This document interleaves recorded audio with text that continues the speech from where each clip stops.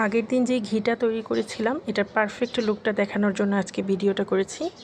এই যে দেখো একদম পারফেক্ট লুক, আর স্মেলটা এত ভালো এসেছে মাশাল্লাহ।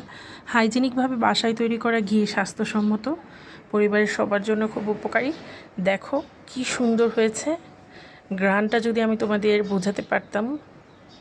তোমরা কিন্তু আমার রেসিপি দেখে ট্রাই করতে পারো যারা ঘি বাসায় ট্রাই করো না।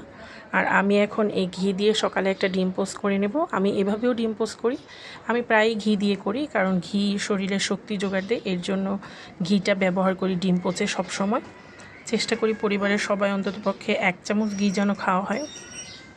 আর এই তো ডিমটা করে নিচ্ছি।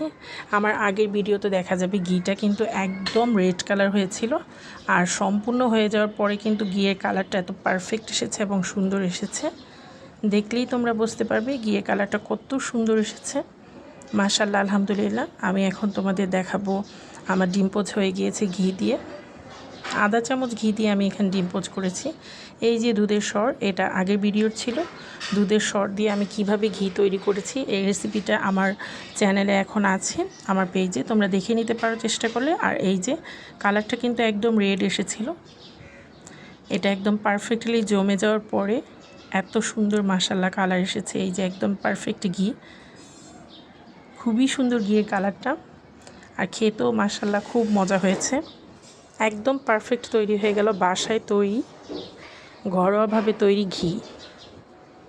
বাই বাই, আল্লাহ হাফিজ।